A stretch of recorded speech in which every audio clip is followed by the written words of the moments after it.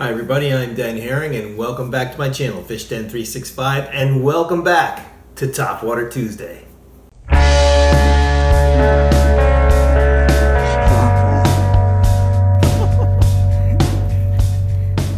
How about that, huh? You know, there's nothing that replaces experience on the water, and it's through experience that I learned what I'm going to be showing you this evening. I want you to watch this video. It's a short video of me throwing a Savage Gear Ninja Lily Mouse to lily pads to catch bass. And I catch one here, but I want you to notice what happens right before I catch that bass. Watch and see if you notice what happens.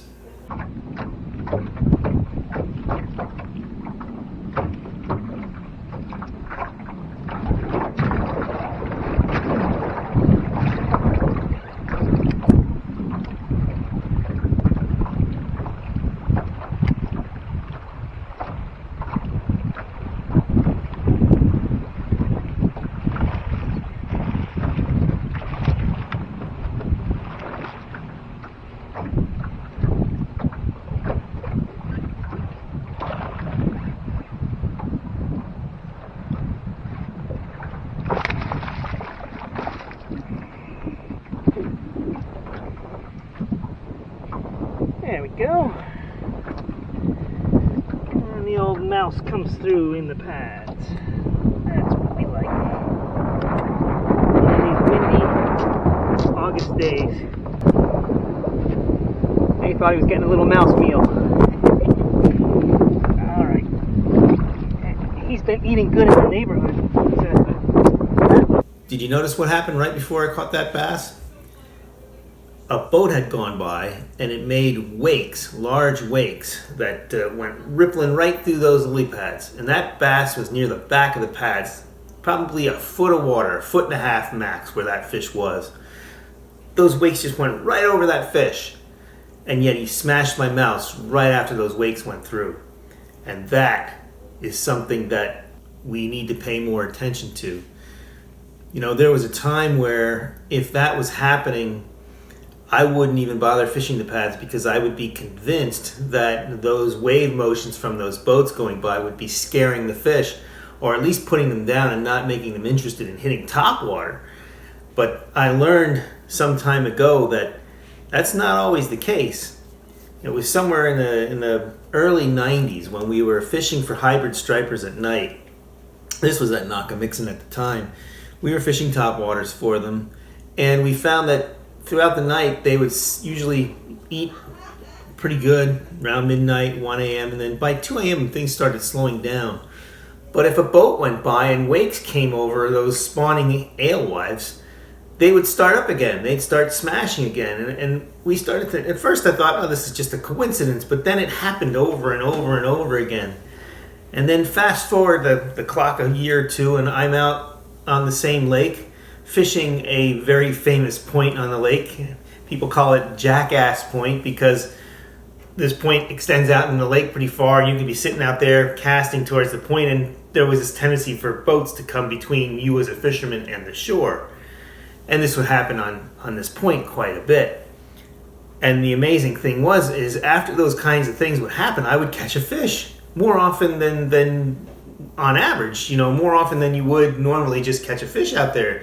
There was something to those boats going by, making those wakes. Not only that, shortly after a boat would go by and the wakes would just get settled down, all of a sudden you'd have these bass smashing alewives, smashing shad on the top. They'd break off a small group of shad and they'd just bust them on top. This happened consistently. And it was then when I began to learn that lakes that get a lot of boat traffic, the fish take advantage of it. They take advantage of what's happening. They get conditioned to those boats going by. It doesn't seem to scare them very much.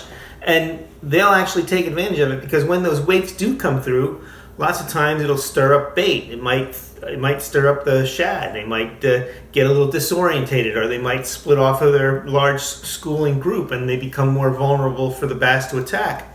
Same thing happens in the lily pads. You might have critters that are using the pads or under the pads. those wakes come through, it disorientates a small bluegill. The bass have a feeding opportunity, and that is something that, I've capitalized on. I can't tell you how many times, but it's been multiple, dozens and dozens of times where I've utilized these boats coming through, making wakes like that, and then catching fish directly after. Apparently my cat wants some attention right now. But it's amazing how often this has happened, and I've gotten to the point now where if it's a busy day on the lake and I know a lot of boats are going by, I'll go to pads that I know are going to be in the path of those wakes, pads that I've caught fish in before, because oftentimes those same pads will hold fish again. And sometimes that's the easiest way to catch the fish, is after a boat goes through. And it's one thing to throw in pitching a bait in there, like pitching a Texas rig plastic like a beaver or something, but these are on top water. It often happens as well. So just a secret for you to consider, it may not happen on lakes that don't get a lot of the boat traffic like this particular lake does, but it definitely happens on lakes that have a lot of traffic. Wallenpaupack, Nockamixon, Beltsville. These are the kinds of places that you can expect this kind of thing to happen, and it actually can improve fishing if you have the right mindset to take advantage of it. And that's the secret on this week's Topwater Tuesday. Next week we'll be right back with some more lures to profile as we go through continuing Topwater Tuesday. But I thought it'd be interesting to share something that I've learned here with you on this Topwater Tuesday. If you like that video and you got something out of it, don't forget to hit the like button. Please subscribe to the channel if you haven't done so already. My cat is interrupting me again here. Okay, settle down. Like I said, if you haven't subscribed already, please consider doing so. I appreciate it. Appreciate all you guys watching. If you've had similar experiences with these boat wakes going through, whether it's topwater fishing at night or bass fishing the way we described, please comment. Let me know. Let me know what kind of experiences you've had. Or if you've had opposite experience, let me know that too as well. I'm always wanting to learn more and understand what these variations and differences might be. Until next time, may God bless your fishing endeavors.